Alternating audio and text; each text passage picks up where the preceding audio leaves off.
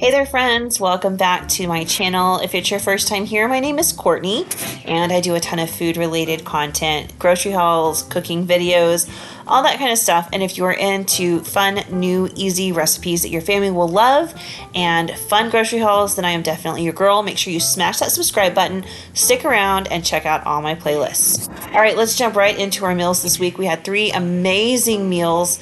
The first one was air fryer falafel. I gotta tell you guys, falafel is one of my favorite things. Absolutely love it. But it's really hard to make at home. But this air fryer recipe was so on point. I loved it. So I started off with a big bunch of parsley and a small onion, and I put them in my food processor to give them a really good chop. And then I added in a couple of cups of chickpeas. Now, these are dried chickpeas. You buy them in the bag at the store, not the canned ones. They are not cooked. I simply soaked 2 cups of dried chickpeas in some water for about 24 hours. And they got soft enough that you can work with them and stuff, but they still have a really good texture to them. So then I'm adding those in here with some salt and some pepper and some baking powder, some cumin and some coriander. You can also add in some red pepper flakes if you want some spice. I did want my kids to try this, my younger kids, and they do not like spice. So I left that out. But if that's what you like, make sure you add that in. And it also called for some cilantro leaves. But for whatever reason, when I bought my groceries this week, I needed cilantro for a couple of recipes. And I absolutely forgot to buy it. So I did not have any cilantro for this. It still tasted amazing. Next time I make it, I will definitely add in the cilantro just to see the difference, but these were still fantastic even without it. So once I got everything in my food processor, I just gave it a really good chop and let it really process down to kind of a paste. It's got some texture to it, not like chunky peanut butter, definitely finer texture than that, but there is definitely still some chunks in there. You don't want it to be saucy or anything like that. And I did end up adding a little bit of oil. I'm using my garlic oil. I did make a brand new batch of confit garlic. I fully intended for that video to come out before this video. And I got to tell you guys that just for whatever reason didn't happen. I'm using that confit garlic right there to add into this falafel. But that video will be coming out next week for sure. I just lost track of the days of the week and the time, and here we are. Anyway, I do apologize about that. I know I've talked about it a lot, but I promise I did film it. It is ready to go, so you will see that video during the week next week. But there's what it looks like once you process it. I did scrape it down and run it one more time because I wanted the texture to be a little bit more fine than this and to make sure everything got in there. My advice would be if your food processors like mine, which it's a pretty good size one, I would still break this into 2 separate batches. I think I just probably had too much in there, and that's just a user error on my part.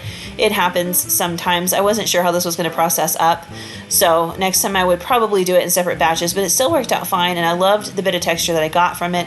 It was wonderful, and I got to tell you, adding that little bit of moisture from the oil definitely kind of helped to bring it all together. That's what it looked like in its best paste form, and I let that chill in the fridge for about 45 minutes. Now we're going to make our shawarma sauce. That's what I decided to put on these. Typically I would do a tzatziki sauce, but I found this shawarma sauce, which is pretty similar, and I thought that's what we're going to do. So I went ahead and finally minced up a half of an English cucumber. I added in some I added in some lemon juice from a bottle. Fresh would be better, but I went with the bottled stuff. I added some of my confit garlic, so I was pretty heavy-handed with the amount of garlic that went in here. If you're using fresh, just grate up 1 clove or finely mince 1 clove. I added in some salt and some pepper, and then I added in cumin, which is not in the recipe that I will be linking down below, just so you guys know. That was my own personal addition. I just felt like it was going to taste really fantastic in there, and it did. I really, really enjoyed it. I think that the flavor was wonderful. And then I added in a little bit of that garlic oil. That garlic oil is a game changer, so when you see my confit garlic video, it does make the roasted garlic that I keep in the jar, and it also makes this garlic oil, which is just amazing. It's fragrant and it adds this beautiful roasted garlic flavor to everything you use it on. It doesn't last long in my kitchen because it just makes the 1 bottle you see there, and I blow right through that stuff because it's so good. And the same with the confit garlic, really. It makes a bigger batch of that, but I mean, I'm heavy-handed with it and it's amazing. You can see I just mashed it up in there because it's such a soft, gentle texture. Just wanted to make sure that it mixed throughout the sauce really well before I added in the yogurt, which is what I'm doing now. This recipe also has a lot of dill in it. Fresh would be best, but my store was looking a little not so great on the dill. It looked a little sad, so I am just using a dried dill. Same thing happened this week when I went to the store. The dill looked a little sad. It might just be because we've had these crazy high temperatures and things are kind of wilting just in transport here in Texas. I don't know. I got freeze dried this week, which I'm super excited to try. Usually I just get the regular dried dill, but I feel like the freeze dried is probably going to taste even better. Anyway, I mixed the shawarma sauce together and then popped it in my fridge and let it just kind of hang out and let the flavors develop. It's a real simple sauce, but you really want like the cucumber to kind of drain off some of its juices and the garlic to kind of like mix with everything and everyone to kind of come together. So I let this sit in my fridge for about 45 minutes as well. And it was just ready to go whenever I served the falafel. This stuff is so good. Oh my gosh. Like I could have put this on a salad. This sauce was amazing. It really is just like jazzed up tzatziki sauce. Does not have mint in it, but it does have like cumin and garlic. The garlic was the game changer for me.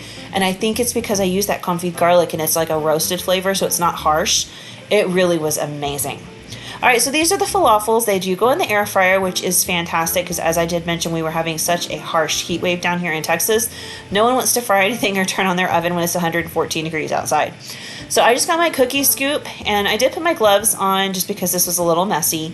And I'm just kind of forming these into little patties. The ice cream scoop or the cookie scoop just helps keep them a uniform size so they all cook at the same temperature at the same time in the same way. And this held together beautifully. I was a little nervous. I've tried to make falafel before in the past and it did not hold together well.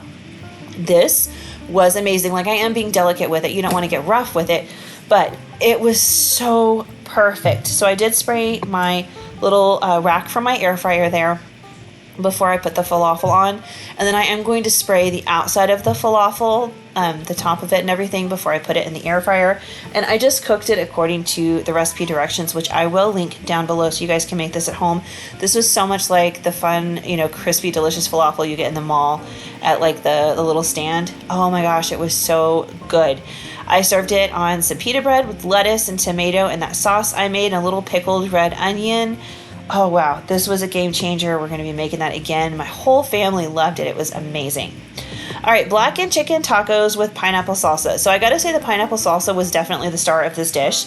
Not that the chicken was bad. Any kind of chicken thigh recipe I cook in the air fryer is always fantastic because it gets this grilled quality to it and it's nice and tender and juicy, so it's always delicious. But the salsa was something else. So I started off by marinating my chicken. This was not like a traditional blackened seasoning. It was definitely a little bit different. And it's a marinade, not like a powder seasoning that you layer on the outside. So I mixed together some smoked paprika, some chili powder, some cumin, some onion, some garlic powder, some salt and some pepper, some dried oregano. I did skip on the cayenne pepper because, again, I wanted my kids to try this, so I didn't want it to be spicy. Both my youngest kids are kind of picky eaters, but they both like chicken. So if I'm making chicken, I definitely feel like I always want them to at least try it. They don't like everything. Camden has a very sensitive stomach, so a lot of things just don't agree with him and sit well on his stomach, but I do like that he's willing to try it. So I did skip on the cayenne pepper just to avoid the heat. I did add in the honey, the lime juice, and in place of the olive oil, I did use my garlic oil. This was really good too. The honey stood out quite a bit, and I will say cooking this in my air fryer, I put too much honey in here. I think I put about a tablespoon when the recipe calls for about a teaspoon, but it did definitely add to the crisping of the edges. And I did add in a little bit of soy sauce in place of salt just for like a deeper, richer flavor because I felt like that would be fun. And I also tossed in some Worcestershire sauce just to kind of do the same thing. It's got a nice, deep, rich flavor. Overall, this was a really good chicken marinade. It wasn't an overpowering flavor. The salsa in this dish is definitely what took over. But the chicken came out really nice and it was tender and juicy and cooked perfectly in the air fryer. So I just piled in my boneless, skinless chicken thighs there. I bought them at the store and they had bones in them and skin on, and I just removed those. They were on sale for 97 cents a pound. You can't beat that deal. So I will put in a little bit extra work to save a few dollars. Doesn't bother me.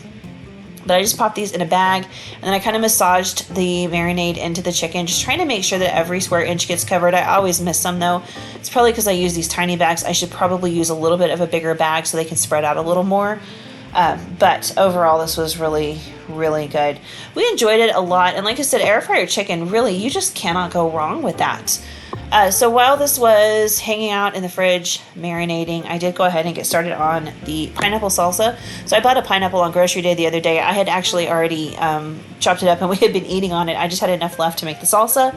So I just kind of put a fine dice to the chunks that I had cut up the other day. And I added in 1 poblano and 1 seeded jalapeno. I don't like seeds, not because of the heat, because of the texture. Like, they're kind of hard, they don't chew well. But I just diced up the poblano and the jalapeno.